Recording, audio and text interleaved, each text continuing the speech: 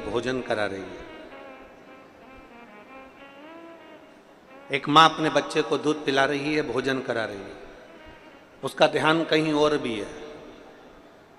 50 काम में ध्यान लगा हुआ और बच्चे को थोड़ा सा रोटी का निवाला हाथ में पकड़ा कर जाती है, रोटी का टुकड़ा बच्चे के हाथ में पकड़ा कर जाती है, ले जल्दी इसको फिनिश कर, जल्दी खा इसको, जल्दी खत्म कर इसको। माँ ने बच्चे के हाथ में रोटी का टुकड़ा पकड़ाया, माँ ने बच्चे के मुख में रोटी का टुकड़ा दिया और माँ फिर काम में लग गई, फिर काम में लग गई, फिर काम में लग गई। बच्चा रोटी के टुकड़े को हाथ में लेता है, फिनिश नहीं करता, उसको तोड़ेगा, मरोड़ेगा, फेंकेगा, कहीं इधर डालेगा, कहीं उधर डालेगा, कहीं जाएगा, घूम फिर कर आ जाएगा। माँ ने उसके मुंह में रोटी का टुकड़ा दिया, बच्चा उसको चबाता नहीं है, मुंह में ही भर के रखता है और मुंह में भरा भरा यहाँ घूमेगा, वहाँ घूमेगा, जाएगा, आएगा। फिर इतने में माँ चिल्लाएगी, फिनिश करा, मुंह खोल के बता, जल्दी मुंह खोल। मालूम पड़ा कि मुंह में गप्पो जैसा भरा पड़ा हुआ, फिनिश नहीं कर, मुख में भरा पड़ा हुआ। फिर वापिस माँ आई और माँ ने फिर कहा, ले ये रोटी का टुकड़ा ले, जल्दी से फिनिश कर।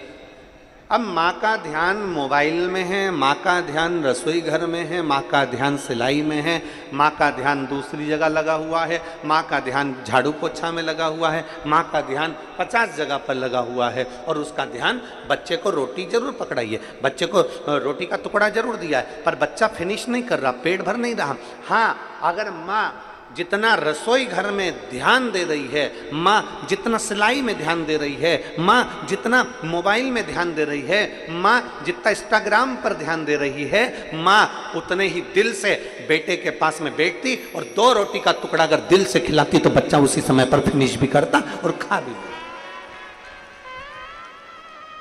हृदय, दिल, मन, चित्त, वृत्ति व्यक्ति को देना पड़ता।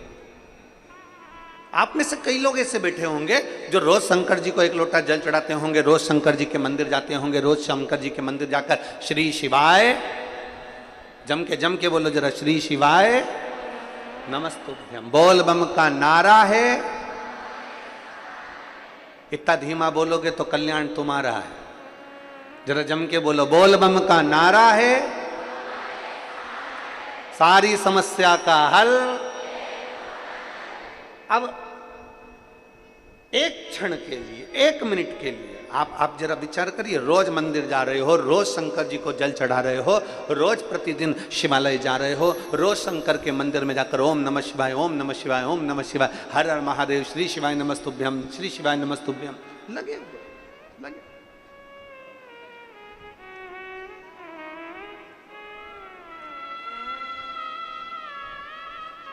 प्रतिदिन लगे।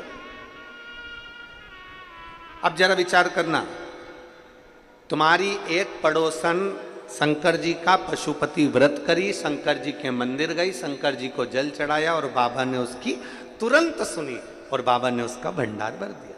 अब तुम रोज मंदिर जा रहे हो, रोज झाड़ू भी लगा रहे हो, रोज सेवा भी करो, फिर भी नहीं सुन रहा, फिर भी नहीं सुनता। क्यों नहीं सुन रहा?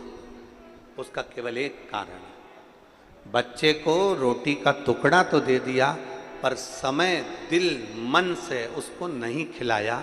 बच्चा मुंह में भर कर बैठा रहेगा, खाएगा नहीं। उसी तरह मंदिर रोज जाओ, 1 लोटा जल रोज चढ़ाओ, शंकर जी का गुणगान रोज गाओ, सावन के महीने में 2 लोटा जल रोज चढ़ाओ, रोज शंकर की स्तुति करो। पर याद रखना, तुम्हारा अगर आधा घंटा मंदिर में निकल रहा है, 20 मिनट मंदिर में निकल रहा है, 25 मिनट तुम मंदिर में निकाल रहे हो, तो 25 मिनट में से कम 5 मिनट ऐसा होना चाहिए कि शंकर तुम्हारे दिल में और तुम शिव के दिल में विराजमान होना चाहिए, तो समझो कि जल चढ़ा।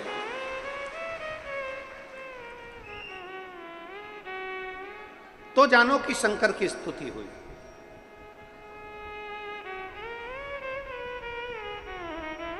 और आप आए नहीं, सुबह हो गई, मेरी पूजा की थाली धरी की धरी रह गई।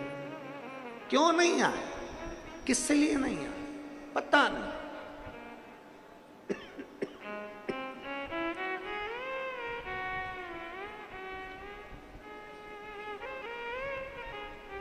जाओ शिवालय, जाओ देवालय, जाओ शंकर के मंदिर, थोड़ा चित्त लेकर जाना, थोड़ा मन लेकर जाना। शिव महापुराण में महत्तम में देवराज नाम के ब्राह्मण का बड़ा सुंदर चरित्र है।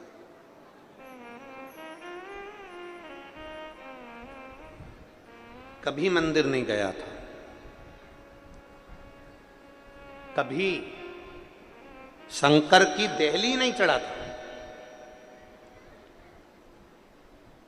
कभी शिवालय नहीं गया,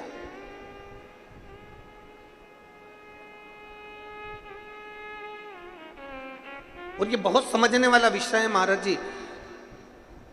मेरी नांदेड़ की जीजियों से निवेदन है, और जितने मेरे जीजा बैठे हैं इनसे भी निवेदन है, और जितना मेरी बेटी बेटा उन बैठे हैं इनसे भी निवेदन है। शिव के शिवालय में, शंकर के मंदिर में, शंकर की चौखट पर व्यक्ति ऐसे ही नहीं पहुंचता। शिव महापुराण में कोई ऐसे ही नहीं पहुंचता। यहां जितने शिव महापुराण की कथा में बैठे हैं, पंडाल के बाहर हो, पंडाल के पीछे, पंडाल में तो कहीं जगह है नहीं, पर पंडाल के बाहर धूप में जहां लोग बैठे हुए हैं, अपना अपना चादर लगाकर, अपना छाता लगाकर, अपनी पानी की बोतल रखकर, जहां जहां लोग बैठे हुए, जितनी जितनी जगह बैठे हुए, शिव महापुराण में कोई ऐसे ही नहीं पहुंचता। शिवालय में अगर जल चढ़ाने के लिए जा रहे हो, शंकर के मंदिर में जा रहे हो, शिव महापुराण की कथा में जा रहे हो, शंकर की चौखट पर जा रहे हो, 12 ज्योतिर्लिंग पर जा रहे हो, शंकर के शिवालय में, शंकर के मंदिर में जा रहे हो, भगवान शंकर की पवित्र कथा शिव महापुराण में जा रहे हो, तुम्हारी सामर्थ्यता नहीं है कि तुम मंदिर में चले जाओ, तुम्हारी सामर्थ्यता नहीं है कि तुम शिवालय में चले जाओ, तुम्हारी सामर्थ्यता नहीं है कि तुम शिव महापुराण की कथा में चले जाओ। वो तो मेरे देव अधिदेव महादेव ने तुम्हारे भाग्य में लिख कर रखा होगा, तो तुम शिवालय जाओगे, तुम शिव महापुराण की कथा में जाओगे, उसने लिखा होगा तो।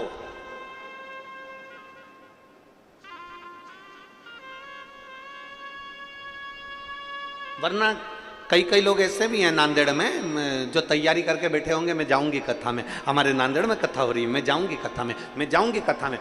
मालूम पड़ा कि जाने के 2 दिन पहले, 1 दिन पहले ना जाने कौन सा काम अटक गया, और मालूम पड़े मैं आ ही नहीं पाई कथा। वो गीत है ना, शादी की सारी तैयारी रह जाती, मानो हमारा एहसान कि दूल्हे ने हाँ भर दी, वो वाला हाल है कि अगर